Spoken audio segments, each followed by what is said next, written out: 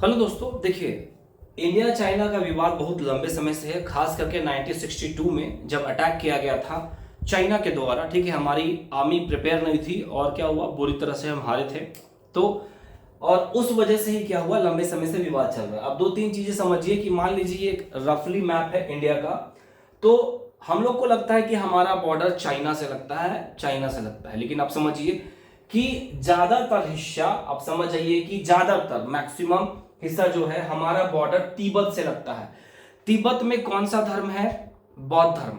Buddhism Tibet में कहां गया, कैसे गया, कहां से गया? इंडिया से गया।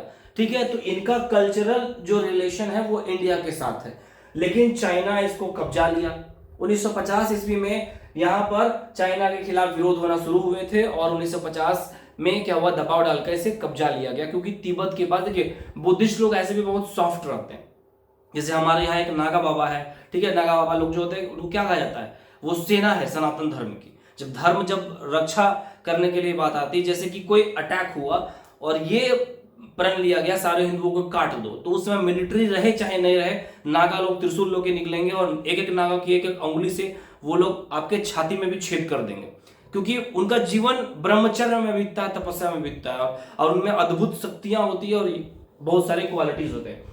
तो हमारा बॉर्डर तिब्बत से लगता है, 1950 में कब्जा लिया गया। अब देखिए, अगर हम लोग तिब्बत को ले पाते हैं, ठीक है, इम्पॉसिबल नहीं है लेकिन बहुत मुश्किल है। आप समझ जाइए कि जो साधारण परिवार का लड़का, ठीक है, जिसके ग्रेजुएशन में बहुत कम मार्क्स है, वो आई स्टॉप करना चाहता है, आप इसी लेवल की कठिनाई आप यहां समझ सकते हैं। या फिर जिसका कोई पॉलिटिकल बैकग्राउंड ना हो, ठीक है, बस रोड में टहल रहा है, वो प्राइम मिनिस्टर का ख्वाब देख रहा है, लेकिन इम्पॉसिबल नहीं है, लोग पहुंचे हैं। अब देखिए यहाँ पर कैसे तिब्बत में हम लोग इसे कैप्चर कर सकते हैं। कैप्चर क्या, यहाँ पर इसे इंडिपेंडेंट दिला सकते हैं। कैप्चर करना भी समझदारी नहीं। देखिए, पहले समझिए दलाई लामा मतलब क्या होता है। उनके अनुसार धर्मगुरु, उनका अर्थ होता है ज्ञान का महासागर। ठीक है, तो जो दलाई लामा होते हैं उसमें बुद्धिस्ट लोग उनका बहुत सम्मान करते हैं।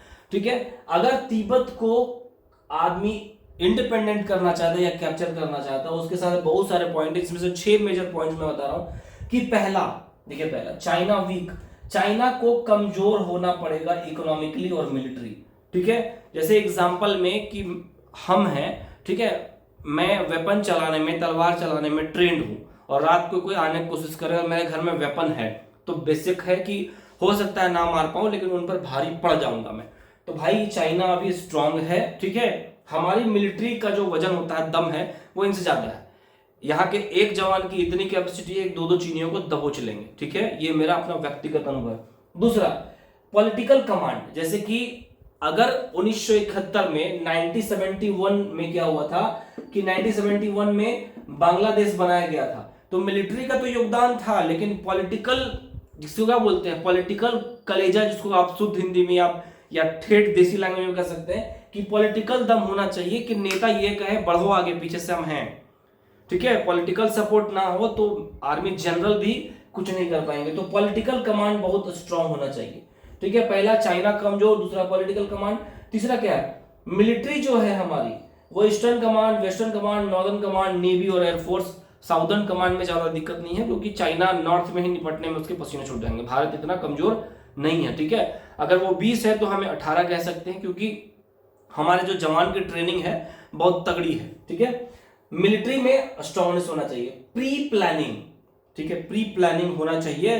कब? देखिए, जैसे कि कोई चीज में सफलता मिलता है आपको तो 3-4 चीजों की, एक तो मेहनत, लगातार मेहनत, अच्छा अवसर, ईश्वर की कृपा और उसी समय आपने तीर चलाया। ठीक है, तो उसी तरह की चीजें होती है कि चाइना कमजोर, तिब्बत में विद्रोह का बिगुल बहुत तेजी से ऊपर उठ रहा हो कि मुझे स्वतंत्रता चाहिए, भारत स्ट्रांग हो, इंटरनेशनल सपोर्ट इनडायरेक्टली, डायरेक्टली तो नहीं करेंगे, इनडायरेक्टली इंडिया के पक्ष में हो, रशिया का, अमेरिका का, ठीक है, अरब कंट्रीज का, कि ठीक है हम लोग को इंटरफेयर नहीं करेंगे या फिर किसी का कोई टीका टिप्पणी नहीं करेंगे, तो हो गया। उसके बाद प्री प्लानिंग में भी आता है कि अगर हम लोग तिब्बत को स्वतंत्र करवा पाए तो कम से कम तिब्बत को स्वतंत्र करवा पाए तो कम से कम समझ आइए कि आपका 50 साल तक इनको प्रोटेक्शन देना होगा। और यहां से Tibetan army, Tibetan navy, Tibetan Indian, Tibetan force, ऐसे करके एयरफोर्स, ऐसे करके धीरे धीरे इनको डेवलप करना होगा कि ये खुद ही प्रोटेक्ट कर सके या फिर हमें यह प्रोटेक्शन का डिमांड करें कि हम इनको करें। क्योंकि अगर मान लीजिए आप इनको थोड़ी देर के लिए स्वतंत्र करवा भी दिए तो कल ये फिर कमजोर होंगे तो चाइना मौका चूकेगा क्या? ठीक है, आप जिस जमीन में एग्जाम्पल, आप जिस जमीन में कब्जा करके रखो, कोई दमदार आदमी ने आपको उठा के फेंक दिया, लेकिन जब आपको मौका मिलेगा तो आप छोड़ देंगे? नहीं। तो प्री प्लानिंग करने के बाद 50 साल से 100 साल तक पहली प्लानिंग करनी होगी कि उनको कैसे किया जाए, उनको सिक्योरिटी प्रोवाइड करना होगा, ठीक है, उनकी इकोनॉमी स्ट्रांग करनी होगी, ठीक है, इंटरनेशनल लेवल पर उनकी एक साख बनानी होगी कि तिब्बत एक अलग कंट्री है, ठीक है। अब इसके कंक्लूजन क्या होंगे?